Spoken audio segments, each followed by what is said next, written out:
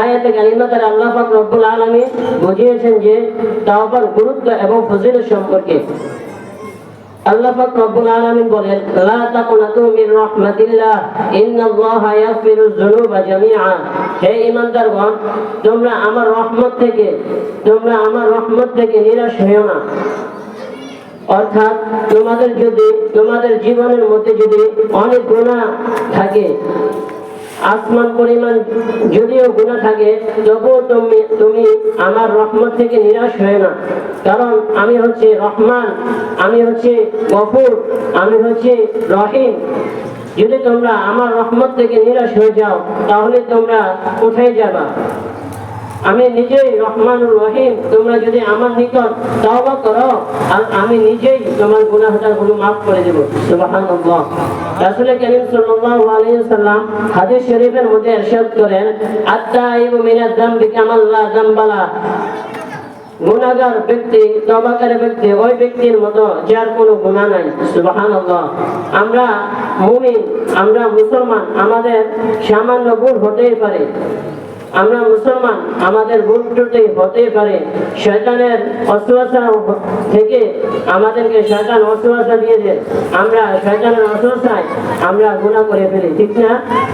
আমরা এই শয়তানের ওয়াসওয়াসায়, শয়তানের ফাঁদে পড়ে আমরা কত গুনাহ করে ফেলেছি, আমাদের কোনো হিসাব নাই। একবার এক ব্যক্তি রাসূল কারীম সাল্লাল্লাহু আলাইহি ওয়াসাল্লামের দরবারে আসলেন। এসে রাসূল কারীম সাল্লাল্লাহু আলাইহি ওয়াসাল্লামকে বললেন, ইয়া রাসূলুল্লাহ, ইয়া হাবিবাল্লাহ, আমি জিনা করেছি। বলেন নাউজুবিল্লাহ।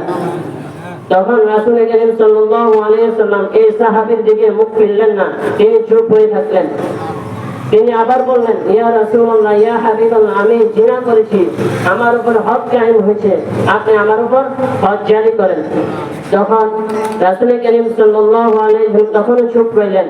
তিনি দ্বিতীয়বার আবার বললেন, ইয়া রাসূলুল্লাহ, ইয়া হাবিবাল্লাহ, আমি জিনা করেছি, আপনি আমার শাস্তি দেন। তখন রাসূল কারীম সাল্লাল্লাহু আলাইহি ওয়াসাল্লাম অন্য সাহাবীদেরকে বললেন, হে আমার সাহাবীরা, এই ব্যক্তির সম্পর্কে তোমরা খোঁজ নাও, এই ব্যক্তি কি ঠিকই জিনা করেছে কিনা, তোমরা এই ব্যাপারে অন্য জায়গায় যাইয়া খোঁজ নাও। তখন সাহাবীরা অন্য জায়গায় গেলেন, গিয়ে খোঁজ নিলেন এই সাহাবীর ব্যাপারে, যে সাহাবী জিনা করেছে। তখন খোঁজ নেওয়ার পরে ঠিকই দেখলেন যে ইয়া রাসূলুল্লাহ, ইয়া হাবিবাল্লাহ, অন্যান্য সাহাবীরা রাসূল কারীম সাল্লাল্লাহু আলাইহি ওয়াসাল্লামকে বলতে লাগলেন, হে আল্লাহর রাসূল, আপনার এই সাহাবী ঠিকই জিনা করেছে, আপনার এই সাহাবী ঠিকই জিনা করেছে।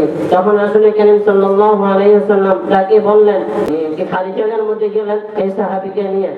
খালি জায়গার মধ্যে যাওয়ার পরে সকল সাহাবায়ে কেরামকে একত্রিত করলেন। একত্রিত করার পর এই সাহাবীকে একটা গর্ত করছেন।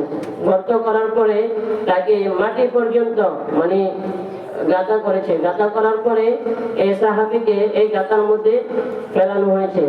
ফেলানোর পরে সকল সাহাবীকে আল্লাহ রাসূল আদেশ করলেন, হে আমার সাহাবীরা, হে আমার বন্ধুরা, তোমরা সকলেই এই জিনাকারী ব্যক্তির উপর পাথর নিক্ষেপ করো। তখন সকল সাহাবায়ে কেরাম এই জিনাকারী ব্যক্তির গায়ের মধ্যে পাথর নিক্ষেপ করা শুরু করলো। বলেন নাউজুবিল্লাহ। তখন এই ব্যক্তির উপর পাথর নিক্ষেপ করতেছে। তখন আরেক সাহাবীর গায়ে এই পাথর নিক্ষেপ করার ফলে হালকা একটু রক্ত গিয়ে আরেক সাহাবীর উপর গিয়ে পড়লো। পড়ার পরে সাহাবী বিরক্ত বোধ করে বলল, এই জিনাকারী ব্যক্তি রক্ত আমার গায়ে পড়ছে, আমি আর এই মুখ দেখাবো না।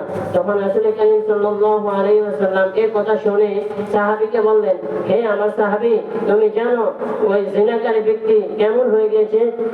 যদি এই আসমান জমিন পুরো মানুষ যদি তওবা করে, তওবা করার পরও যদি সকলে আল্লাহ তাআলার কাছে কান্নাকাটি করে, এই জিনাকারী ব্যক্তির তওবার চেয়ে অন্য মানুষের তওবা কবুল হবে কিনা আমার সন্দেহ রয়েছে।